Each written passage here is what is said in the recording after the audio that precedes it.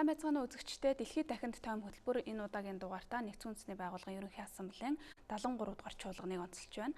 За энэ өдрүүдэд Нэгдсэн үндэсний байгууллагын ерөнхий ассамблеийн 73 дугаар чуулганы ерөнхий санал шүүмжлэл үргэлжилж байна.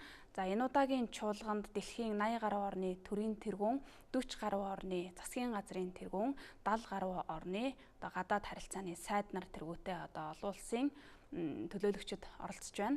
За энэ жилийн Нэгдсэн үндэсний байгууллагын ерөнхий ассамблеийн чуулган ерөнхийдөө бол эдийн засаг худалдааны асуудал, за мөн түнчлэн улс төрийн хүрээнд бол Сирийн иргэний дантай холбоотой асуудал, за Солонгосын хогийн нөхцөл байдал, Ираны цөмийн хилэлцээг цаашид үргэлжлүүлэх хэсэгтэй холбоотой ийм том өргөн хүрээг хамарсан асуудлуудыг хэлэлцэж байна.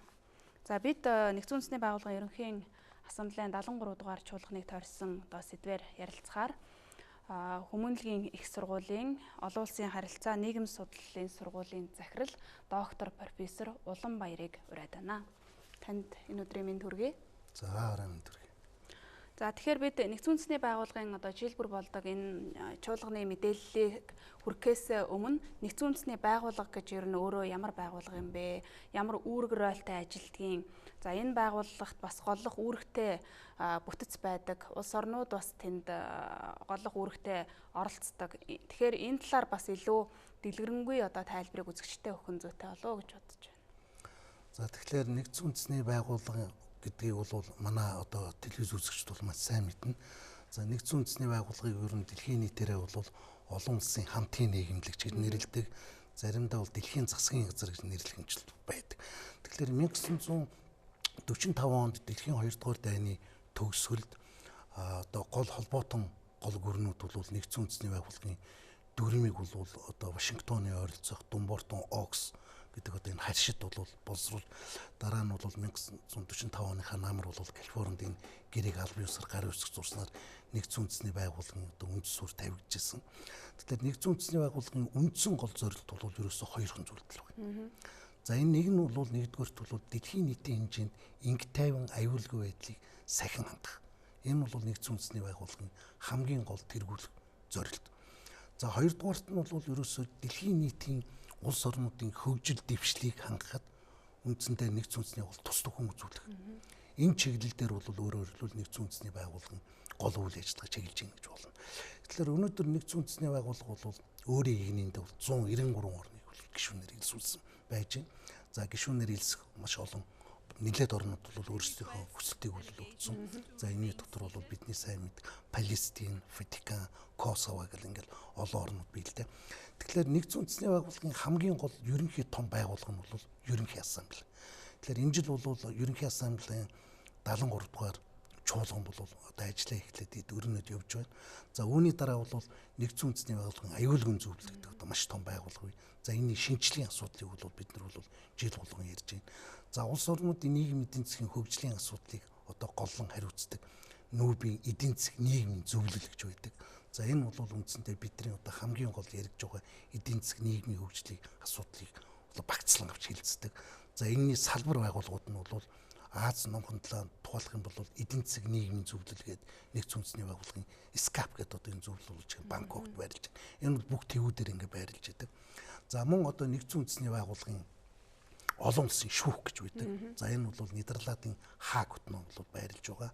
За одоогоор бол үндсэндээ баг үйл ажиллагаа нь бол үндсэндээ дууссан нэг байгууллага байж байгаа. Энэ бол Нэгдсэн үндэсний байгууллагын асрамжийн зөвлөл гэж байдаг. За энэ бол засаг захиргаагүй хүн ам нутаг дэвсгэрийн асуудлыг хариуцсан юм байгууллага. Тэгээ энэ үнд харьяалагдж байсан Номхон талаан Соломны арал, Маршалын арал, Палаво, Микронезия гэдэг эдгээр арлууд бол үндсэндээ тусгаар тогтнолоо зарлаад 94 онд Нэгдсэн үндэсний байгууллагад гишүүнээр илснээр асрамжийн зөвлөлийн үйл ажиллагаа бол үндсэндээ зогссон өөрийнх нь эрхлэг.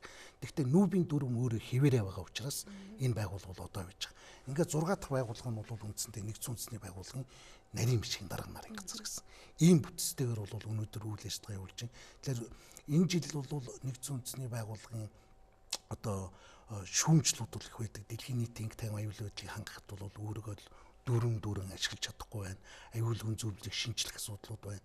Нэгдсэн үндэсний байгууллагын аюулгүй зөвлөлийн байнгын хориг тавьдаг энэ 5 гүрэн өөрсдөө аюул төрөмгийлэл өгүүлдэж байна гэдэг гэл ингээл янз бүрийн шүүмжлүүд байна.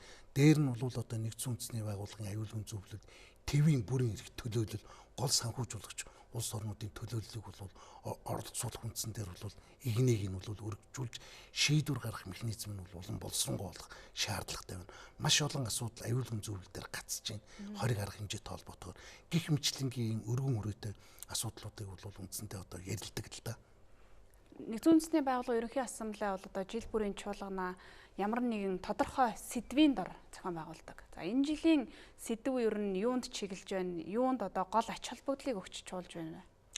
За тэгэхээр нэгдсэн үндэсний байгууллагын энэ жилийн 73 дугаар ерөнхий ассамблейн 73 дугаар чуулганы одоо бүх хилцэх хэргийн төлөвлөгөө бол үндсэндээ 8 сар ихэд бол бүрэн боловсруулагдаж гард дууссан. Энэ бүх зүйлүүд бол цахим хуудсан дээр тавигдсан.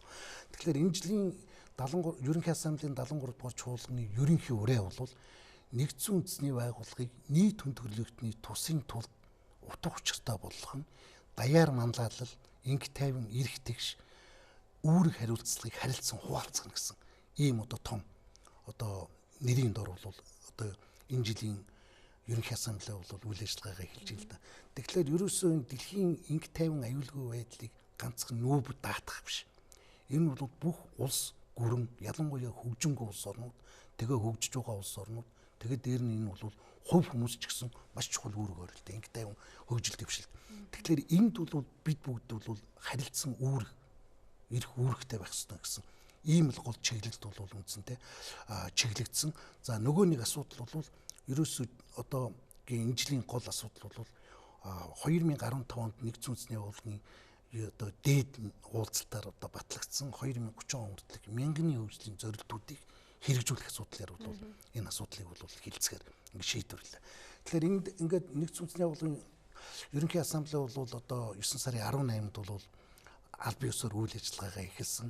За ингээд 25-наас бол ерөнхий ассамблейн одоо дээд түвшний ерөнхий сан шүүмжил бол үргэлжилж байна. За энэ 10 сарын 3 хүртэл бол үндсэндээ бол 8-9 хоног үргэлжилэх нь.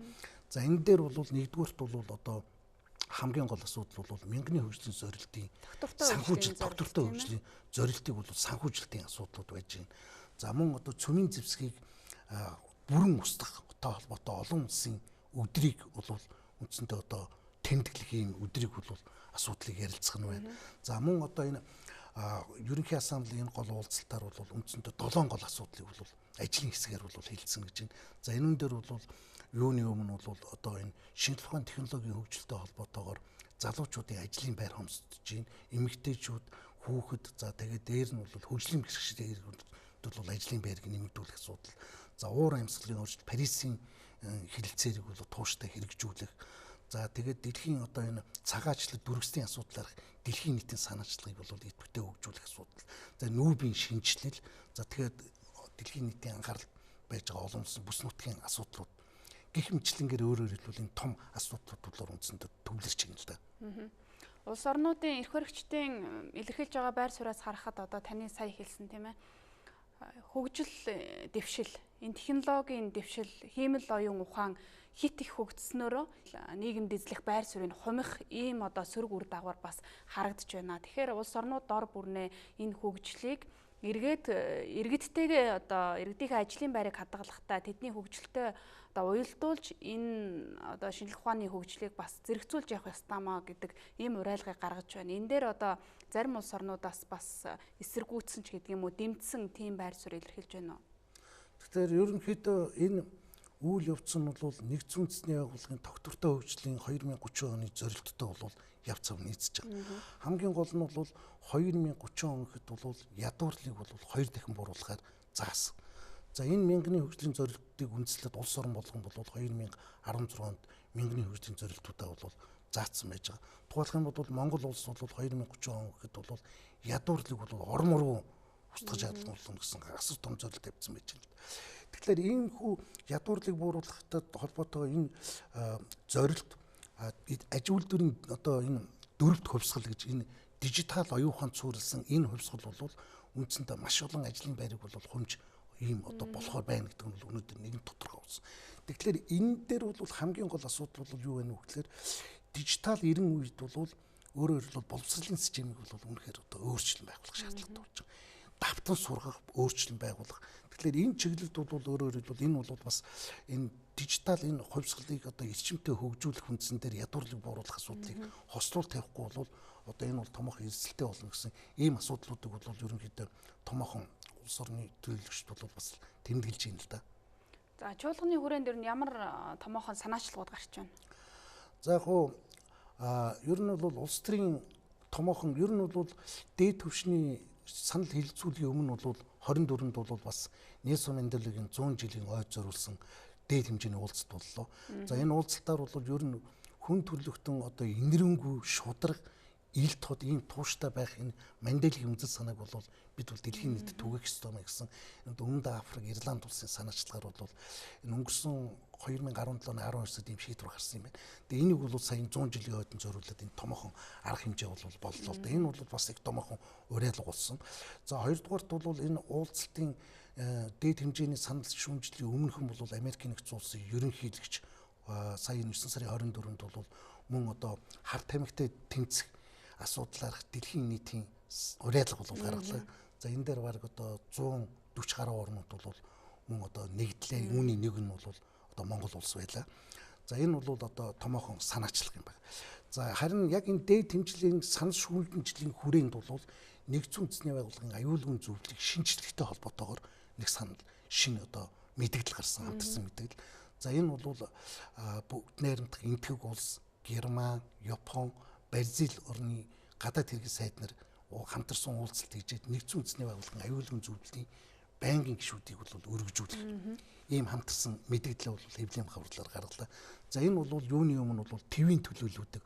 Ер нь бол бас Африк ТV-с ЕГЭФ тийм үү Өмнөд Африкийн бүгд найрамдах улсыг бол мөн Африк ТV-ийн төлөөллийг аюулгүй зөвлөлийн байнгын гишүүдэд бол төлөөлөх. Латин Америкаас Бразил, Азиас, Япон энтгэг ингээ Европоос бол Герман улс гэдэг. Эдгээрүүд нь бол ер нь аюулгүй нэгдсэн үндэсний байгууллагад бол гол одоо бас санхүүжуулагч ийм улс орнууд. Тийм учраас энэ улс орнууд бол аюулгүй зөвлөлийн энэ механизм боловсронгуулах шийдвэр гаргах энэ үйл явцыг маш хурдан шуурхай менежментийн сайжруулах үүснээс бол шинжлэх гол хүчин зүйл нь бол энэ юм а гэдэг дээр бол одоо энэ хамтарсан мэдээлэл гаргалаа л да. Энэ бол бас их чухал ач холбогдол. Ер нь бол аюулгүй зөвлөл нэгдсэн үндэсний байгууллагын шинжлэх асуудал бол сүүлийн 30-аад жил бол яригдсаар байгаад ингээд Кофи Аннан ерөнхий нарийн бичгийн даргын үед бол ажлын скрат нэлээд их идэвхтэй ажиллаж байгаад ингээд жоохон зогсон байдалд орсон. Энийг идэвхжүүлэх асуудлыг бол сая энэ одоо хилцэх хэргийн төлөвлөгөөний 7 асуудлыг нэг болгож ингээд ерөнхий нарийн бичгийн дарга Антони Гутерриш бол бас энэ асуудлыг бол тавьсан. Тэгэхээр энэ бол одоо ихээхэн чухал ийм хүчин зүйл юм а гэж ингэж хэлэх болж байгаа. Аюулгүй зөвлөлийн байнгын 5-ыг нэмээд одоо ТВ-с төлөөлөлтөй болгоё гэдэг энэ асуудал хэрэгжихэд ер нь бол энэ нэгдсэн үндэсний байгууллагын өөрийнх нь дүрм ялангуяа одоо аюулгүй зөвлөлийн дотоод дэг журам одоо ямар өөрчлөлт оруулж байж шинэ гишүүн авах вэ? Ер нь бол энэ олон жил хилцээд явахгүй байгаа зүйл нь энэ суур баримт бичигтэйгээ холбоотой гэж бас харагддаг байна. Тэгэхээр энийг өөрчлөхийн тулд хамгийн гол асуудал бол нэгдсэн үндэсний байгууллагын дүрмийг шинжлэх асуудал байж байгаа. Тэгэхээр дүрмийг шинжлэхийн тулд бол энэ нэлийн төвөгтэй. Яг гэвэл яг энэ аюулгүй зөвлөлийн байнгын гишүүдийг өргөжүүлэх асуудал дээр бол яг нөгөө тав маань бол төдийлөн тааламжтай биш баг жишээд. Тэгэхээр энэ тав бол өөрөөр хэлбэл үнэхээр шинжлэхийн төлөө чин ирмэлцэл байна уу гэдэг нь өөрөө ихэнх эргэлзээлтэй л дээ. Аман дээр ярьдаг үйл ажиллагаа нь бол өөр байдаг. Тийм учраас бол ялангуяа Оросын холбооны улс, Америкийн нэгдсэн улс юм уу, жишээ нь Хятад улсын байр суурь бол энэ өөрчлөлтөн дээр эдгээрийн хоорондын нэгдмэл байр суурь бол маш чухал. Тийм учраас бол бас энэ өргөжүүлэх асуудал бол ийм тийм ч их амархан шийдэгдэхгүй. Нэгдсэн үндэсний байгууллага өөрөө ер нь өнөөгийн олон улсын байдлыг яаж дүгнэж байна? Ерөнхий нарийн бичгийн даргын гол хэлсэн санааг та бас үзэгчдэд илүү дэлгэрүүлж ярихгүй. За нэгдсэн үндэсний байгууллагын ерөнхий нарийн бичгийн дарга Антони Гутерриш бол одоо үндсэндээ энэ чуулганыг одоо удирдаад 2 жил 3 жил болж байна л да. Тэгээд энэ дээр бол яг хуу одоо нээлтийн үгийг хийсэн. За мөн одоо Кофи Аннаны одоо таал төгснийг бас хүндэтгэсэн ёслол боллоо. За тэгэхээр хамгийн гол нь бол нэгдсэн үндэсний байгууллагын үүрэг оройлыг дээшлүүлэхийн тулд бол ялангуяа хөгжингүй улс орнуудын үүрэг оройл бол маш чухал. ялангуяа Америкийн нэгдсэн улсын дангаарчлал бодлоготой холбоотойгоор бол нэгдсэн үндэсний байгууллагын олон салбар байгууллагын төсвийг бол үндсэндээ таньж байна. Энээс бол гарч байна. Гэтэл нэгдсэн үндэсний дэлхийн хамтын нийгэмдгийн өмнө тавигдж байгаа зорилтууд бол улам нарийн төвөгтэй болж байна. Ялангуяа одоо цагуурын өөрчлөлтийн холбоотой асуудлууд байж байна. Тэгээ энэний гол одоо санхүүжуулагч Америкийн нэгдсэн улс бол Парисын гэрээнээс бол гарсан байж байгаа жишээтэй. Тэгэхээр энүүн дээр бол улс орнуудын нэгдмэл, тэгээ энүүн дээр одоо гол орнууд бол улс орны удирдагчдын итгэлцэл эв нэгдлийг бол бэхжүүлэх бол чухал байна. Бид нар бол нэгдсэн үндэсний байгууллага улс орнуудын удирдагчид өөрсдийнх нь буруутай үйл ажиллагаанаас болоод талцал одоогийн маргаан зөрчил тэмцэлдээ иргэн дээнүүд бол гарч байна. Ийм учраас улс орнуудын улс төрийн удирдагчдын үүрэг хариуцал ёс суртахуун ухамсар бол маш чухал юм а гэсэн ийм зүйлүүдийг яриад төрөйний одоо миний нэрлсэн энэ 7 зүйлээр бол одоо энэ удаагийн 73 дугаар чуулган бол үйл ажиллагаанд гол анхаарлаа төвлөрүүлнэ гэдэг ийм л зүйлийг ярьж байлаа л дээ. За Монгол улсын хувьд бол ерөнхий сайд тэргүүтэй төлөөлөгчид чуулганд оролцож байна. Өчигдөр Монгол улсын ерөнхийлөгч хүрэлц өгөх одоо Монгол улсын бодлого байр суурьтай холбоотой санал шүүмжиллээ одоо илтгэсэн. Эндээс одоо гол санаа нь юу байв? За тэгэхээр ерөнхийдөө бол энэ 73 дугаар чуулган дээр бол Монгол улсын ерөнхий сайд Ухнагийн хүрэлц өгөх гэдэг Монгол улсын төлөөлөгчд бол оролцож байна. За ерөнхий сайд бол үндсэндээ хэлсэн үг бол үндсэндээ нэлээд ийм модулцсан 4-5 ийм үндсэн гол хэсгүүдээс бол илтгэл нь бол бүрэлдсэн байна лээ.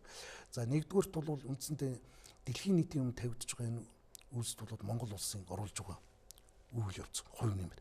Тэгэхээр Монгол улс бол ер нь нэгдсэн үндэсний байгууллага за бус нутгийн инх тайван аюулгүй байдал энэ дэвшүүлж байгаа энэ үйл явцд бол Монгол улс өөрөө бол маш идэвхтэй оролцож ирсэн. Түүгээр жорхгүй одоо Монгол улсын санаачилсан гол одоо санаачлагуудыг бол гурьдсан. За юуны өмнө бол 1948 онд бол Монгол улсын санаачлагаар зэвсэг урах 7 хоног, 1984 онд улс түмний инх тайван орших одоо эрхийн тухай тунгаглал. За 1992 онд Монгол улс цөмийн засгийн бүсийн статусыг одоо санаачилсан. тэргээд нэг улс дангаараа цөмийн засгийн бүс одоо зарлах юм боломжтой гэдэг. Тэгээ энэ юмнууд бол манай улс бол олон улсын инх тайван аюулгүй байдалд оруулж байгаа юм шиг томоохон хувь нэмэр. За бид нар бол ер нь бол дэлхийн инх тайван аюулгүй байдал ялангуяа Солонгосын хойгийн асуудал бол Монгол улсын хувьд бол маш их чухал юм бүс нутаг. Тийм учраас бол одоо Монгол бол эвлэрүүлэн зуулчлах ийм үйл явцд бол бид бол маш их идэвхтэй оролцох ирж байгаа маа гэдгээ бол тэмдэглээ. За нөгөө нэг зүйл бол ер нь одоо энэ улс орнуудын шашны эрх чөлөөний асуудал. Ер нь бол Монгол улсын одоо эзэнт гүрний үеийн талаар бол одоо нэлээд их тодорхой зүйлийг ярьсан. За энэ бол ер нь одоо Монголын эзэнт гүрний үед бол Монгол улс бол энэ шашны эрх чөлөөг бол бүх шашныг бол хин тэгш үзэж гисэн. За энэ бол өөрөөр хэлбэл одоо Монгол улс бол маш чухал. Энэ чиглэлд бол бид нар бол маш томоохон одоо ийм туршлага хоригдлуулсан. Ялангуяа бол 1968 онд Азийн буддистуудын инх тайвны багварлаг гэж энэ байгууллагыг бол Монгол улс санаачлаад маш идэвхтэй үйл ажиллагаа явуулж байгаагаа бол тэмдэглэв. Тэгэхээр энэ чиглэлээр бол бас энэ Азийн энэ буддистуудын инх тайвны багварлагыг идэвхжүүлэх ер нь эрхчлүүдийн шашны эрхчлөөний асуудал дээд хэмжээний үйлчлэлтийг бас Монгол зохион байгуулах боломжтой болсон талаар бол тэмдэглэж байна.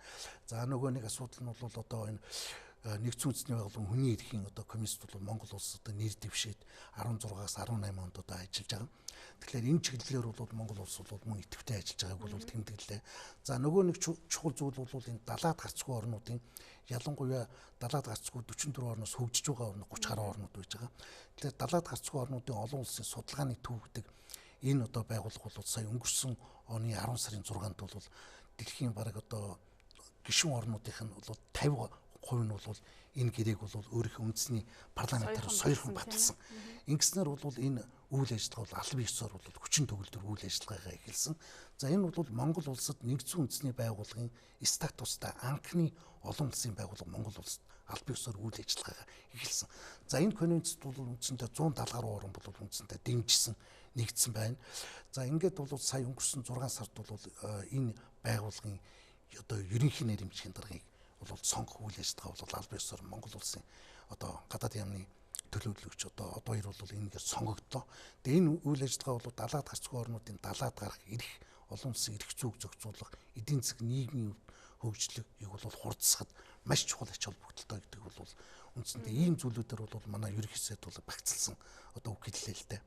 За манай төлөөлөгчдийн байр суурийг харахад ер нь олон улсын аюулгүй байдлын тал дээр их тайван тогтоох үйл явцад яриа хэлцээний замаар бүх асуудлыг шийдэх нь одоо зөв юм а гэдэг ийм сайхан уриалга бас гаргасан байна лээ. За ер нь Америкийн нэгдсэн улс, Оросын холбооны улс, Бүгд найрамд Хятад улс гэсэн энэ том гүрнүүд нүүбийн эндрээс чухам одоо ямар санаачлагууд гаргав? Та бас товчхон ярихгүй. За энэ ерөнхий ассамблеийн дээд хэмжээний санал шүүмжил бол одоо өнгөрсөн 2 дахь өдрөөс эхлээд бол өрнөж ийн л да. Өөрөөр 10 сарын 15-наас эхлээд. За энэ дээр бол эхний өдөр бол Америкийн нэгдсэн улсын ерөнхийлөгч Дональд Трамп бол одоо хоцорж орж ирсэн. За ингээд үгээ хэллээ л дээ. За энэ хүү Дональд Трампын хэлсэн үгийг бол үндсэндээ бол 11 сарын одоо 6-нд бол Америкийн нэгдсэн улсын дунд шатны одоо конгрессийн сонгуул, за мөн 50 мужи улсын 35 мужи улсын нь бол одоо захирагч нарын одоо сонгуул явагдана. Тэгэхээр энүүнд зориулж бол сүүлийн одоо 2 жилд хийсэн ажлын тайлангаа бол тавилаа гэсэн маягтай ийм юмнуудыг бол бас олон улсын хэвлэл мэдээллийн агентлагууд бол тэмдэглэж байна л да. За энүүн дээрээс бол Америкийн нэгдсэн улс бол юуны өмнө бол хойд солонгосын одоо цөмийн хөтөлбөрийн асуудлаар бол нэлийн их эерэг үр дүнд хүрж байгаа талаар бол мэдгдлээ. Тэгэхээр өнгөрсөн оны ерөнхий ассамблеийн чуулган дээр бол Дональд Трамп бол баг одоо хойд солонгосыг бол бид баг газрын хөрснөөс арчиж бэлэн байна гэсэн ийм ширүү мэдгдэл хийжсэн бол энэ жил бол одоо энэ талаар бол шал өөр боллоо. За эндээсээ үндэслээд ялангуяа Өмнөд Солонгосын ерөнхийлөгч Мун Чжэйнтэй уулзсны дараа бол ер нь бол энэ 11 сарда багтаагаад за зарим ажиглагчдын үдж байгаа бол баг конгрессийн сонгуулийн өмнө зохион байгуулагдаж магадгүй 2 дахь удаагийн хойд Солонгос Америкийн нэгдсэн улсын дээд хэмжээний уулзалт зохион байгуулагдаж одоо том магадaltaй байна гэсэн ийм зүйлийг бол хэлсэн үгтэй нь холбогдуулт тэмдэглэлээ. За Америкийн нэгдсэн улс Ираны цөмийн хөтөлбөрийг бол гэрээ ялангуяа Иран улсыг бол нэлийн хурц шүүмжилсэн. За ингээ 11 сарын одоо энэ 5-наас бол 2 дахь одоо энэ маш хүчтэй 20 арга хэмжээ эхлэх гэж юм л да. Тэгээ энүүнтэй холбоотойгоор бол Иран улс бол ойролт орнуудын одоо гол бүс нутгийг одоо тогтворгүй болгож байгаа гол улс бол одоо Иран улс юм а. Иран, Ливан, Палестинд бол гол одоо зэвсэг нийлүүлж, Йеменд одоо гол зэвсэг нийлж шашин хоорондын ахлыг өдөөгж байгаа нь бол Иран улс юм гэсэн ийм өстой шүүмжлэг бол өглөө л дөө. За үүнтэй холбоотойгоор мөн аюулгүй зөвлөлийн байнгын хуралдааныг бол Дональд Трамп бол анхудаа энэ хурлыг бол удирдалсан. За энэ хурлын үеэр бол энэ одоо ирэх сард болох одоо 11 сард болох дунд хугацааны конгрессийн сонгуулиуд бол одоо бүгд найрамд Хятад ард улс бол хөндлөнгөөс одоо оролцож байна гэсэн энийг одоо болох хэрэгтэй юм а гэсэн ийм анхааруулгыг өглөө л дөө. За энүүн дээр нь бол бүгд найрамд Хятад ард улсын гадаад хэргийн сайд Ван Ий бол шийдвэртээ ницалт өгсөн. Хятад улс бол үүсэн байгуулагдсан цагаас өнөө хүртэл хизээч улс орны дотоод хэрэгт оролцож байгаагүй. Бид бол нэгдсэн үндэсний байгууллагын үүрэг чиглэл үүргийг бол одоо хэрэгжүүлдэг ийм улс юм а гэдэг тэмдэглээд харин бол энэ солонгосын хоогийн эерэг өөрчлөлтөнд бол Америкийн нэгдсэн улс бол их чухал үүрэг оролт гүйцэтгсэн. За энүүн дээрээ үйл ажиллагаагаа улам эрчимжүүлэхийг бол харин Америкийн нэгдсэн улс бол нэлээд одоо уриалсан ийм байр суурийг илэрхийллээ. За энэ жилийн 73 дугаар чуулга уулзалтан дээр Оросын холбооны улсыг бол Оросын холбооны улсын гадаад хэргийн сайд Сергей Лавров бол төлөөлж байна. За Сергей Лавров бол ялангуяа 25-нд өрнөсөн энхийг сахиулах хүчний үйл ажиллагааг одоо эрчимжүүлэх ийм асуудлаар өөрийн байр сууриа бол илэрхийллээ. Ялангуяа одоо ерөнхий нарийн дарга Антони Гутерришийн илтгэлд бол бас энхийг сахиулах үйл ажиллагааны үүрэг оройлыг ялангуяа зарчмууд дээр зарим нэг санал бол гаргасан юм байна. За энэ бол ер нь бол зарим одоо саналууд нь бол жоох илүүц боловч бид бол ерөнхий одоо энэ энхийг сахиулах үйл ажиллагааны бол эрчимжүүлэх энэ дээр бол Оросын холбооны улс байр суурь нэг байгаа. Энхийг сахиулах хүч гэдэг маань бол энэ жил бол үндсэндээ байгуулагдсаныхын 70 жилийн явуулж байгаа юм байна. Тэгээ энэ үүрэг ажиллагааг бол онцлон тэмдэглэхээс гадна за Оросын холбооны улс, за Казахстан, Тажик, Беларусь зэрэг одоо энэ Армен зэрэг орнууд багтдаг хамтын аюулгүй байдлын гэрээний байгууллага гэж байдаг. Энэ бол цэргийн эвсэл юм байна. Тэгэхээр энэ цэргийн эвслийг бол энэ аюул нэгдсэн үндэсний байгууллага энхийг сахиулах үйл ажиллагаанд идэвхтэй оролцуулах гэсэн ийм байр суурь бол илэрхийллээ. За энэ бол аль хэр цаашаа эрчимтэй явах нь бол бусад их хүрээнд ялангуяа аюулгүй зөвлөлийн Америкийн нэгдсэн улс, Франц, тэгээд одоо Хятад, Британи зэрэг орнуудын байр суурьтай бол шууд холбоотой гэдэг юм бол одоо тодорхойлдог. За Францын ерөнхийлөгч бол үндсэндээ бол Америкийн нэгдсэн улсын дангаарчлах амин хуваа бутсан энэ улсыг бол энэ битүүгэнд нь бол шүүмжиллээ. За улс орнууд бол ерөнхийдөө одоо өнөөдөр дэлхийн нийт бол харилцан хамааралтай болчиход байна. Ийм учраас бид нар бол одоо хамтарч ажиллахаас өөр зайлшгүй шаардлагатай байна гэсэн ийм зүйлийг бол хэлж байгаа. За энэ өндөр бол юуны өмнө бол гол одоо анхаарал татж байгаа асуудал бол Ираны эргэн тойронд байгаа асуудлууд гэж байгаа. Тэгэхээр энэ 11 сарын одоо ихээр бол Америкийн нэгдсэн улсын хориг харах хэмжээ эхлэхтэй холбоотойгоор бол сая бол үндсэндээ Оросын холбооны улс, Хятад, Франц, тэгээд одоо Британи гадаад хэргийн сайд нар бол хамтарсан мэдээлэл хийлээ, хэвлэлийн бахварлал хийж. За энэ бол өөрөөр хэлбэл энэ цөмийн хөтөлбөрөөс Америкийн нэгдсэн улс гарч байгаатай холбоотойгоор бол Ираны газрын тос, Ирантай худалдаа их асуудлаар бол өөрөөр бол одоо санхүүгийн шин сувг нэх асуудлаар бол одоо эдгээр орнууд бол тохиролцож хамтарсан хэвлэлийн бахварлаж мэдээлэл хийсэн. За энийг бол үндсэндээ газрын тосны үнийн одоо хэлбэлцийг барих. За нөгөө талаар бол үндсэндээ баруун Европын ялангуяа Герман, одоо Англи, Францын орнууд бол Иран улстай бол маш өндөр өртөгтэй одоо олон тэрбум долларын гэрээ хэлцэл байгуулсан. Энийг бол одоо хадгалах зорилготойгоор бол Америкийн нэгдсэн улсын одоо эдийн засгийн хориг арга хэмжээнээс тусдаа ийм санхүүгийн данс байгуулах үндсэн дээр энийг хэрэгжүүлэхээр бол тохирж байна. Ялангуяа Оросын холбооны улс, Хятад улс бол энийг бол маш их дэмжиж байгаа. Ялангуяа Хятадын гадаад яамны сайд Ван Юм бол хэлсэн. Бид бол энэ Америкийн нэгдсэн улсын байр суурийг үл харгалзан Иран улстай бол бүх талын худалдаагаа бол тууштай өргөжлүүлэх болно гэдгээ ингэж тэмдэглэж байгаа юм л да. Тэгээ энэ бол одоо маш чухал. За энүүтэй холбоотойгоор Ираны ерөнхийлөгч бол нэгдсэн үндэсний байгууллагын дээд түвшний санал шүүмжлэлээр бол Америкийн нэгдсэн улсыг бол шүүмжлээд бол авсан. Ялангуяа Дональд Трамп бол энэ олон талт гэрээнээс гарна гэдэг маань бол энэ хүч чадалтай илэрхийлэл биш юм аа. Бид бол одоогийн өрнөж байгаа энэ харилцан холбоотой энэ үйл явцыг бид бол энийг ухаарахгүй байна гэдэг бол энэ бол оюун хомсдлоор бол ихээхэн таарах байгаагийн илэрлэл юм аа гэх шахуу. Ийм маягтай бол шүүмжлэл бол гаргаж илээ л дээ. За Япон улс бол энэ уулзалтан дээр бол ялангуяа Солонгосын хойг эерэг одоо үйл ажиллагаа одоо чиглэл бол ийм юу явсанд бол маш чухал одоо амжилт болж байна. За Япон улс бол хойд Солонгосын өдөр зэгчтэй бол дээд хэмжээний уулзалт хийхээ бол одоо сонирхол бол байна гэдгийг мэдээлээ. За мөн одоо Оросын холбооны улстай ямар ч болцолгүйгээр энэ одоо гол нь болцолтойгоор бол инг тайвны хилцээр байгуулах нь бол маш чухал юм аа гэсэн энэ байр суурьудаа илэрхийлж байна. За эх хонд бол Япон бол үндсэндээ одоо шинэ он тоолж хэлж байна. Эзэн хаан бол суурай тавьж өгнө. За энэнтэй холбоотойгоор бол одоо засгийн газартаа бол улиран сонгогдлоо. Намын дараагаараа хэвээрээ үлдсэн. Ийм учраас бол бид бол энэ шинжлэлийн бодлогоо бол шинэ эрен тооллын эзэн хааны эрен тооллолтыг одоо эхлүүлэхэд бол үйл ажиллагаагаа бэлтгэж байна гэсэн ийм одоо мэдгдлүүдийг хийх жишээтэй байна л дээ. За Британий ерөнхий сайд бол одоо Брекситийн асуудалтай холбоотойгоор бол ер нь бол бас энэ бол нэлээд их төвөгтэй байд зогсон байдалд орж байна. За хэдий тийм боловч бол одоогийн засгийн газар Тереза Мэйн засгийн газар бол ирэх 2019 оны 3 дугаар сар гэхэд бол Брекситийн хэлцээрийг дуусгахын төлөвтэй гэдэгтэй одоо шийдвэр төгс байна гэсэн ийм мэдээллүүдийг хийж явах жишээтэй. За маш их мэдээлэлтэй сонирхолтой ярилцлага өрнүүлсэн танд баярлалаа. За баярлалаа. Үзэгчдээ дэлхийн дахинд хөтөлбөр энд хүрээд өндөрлөж байна. Биднийг сонгуульж байгаа үзэгчид та бүхэндээ баярлалаа.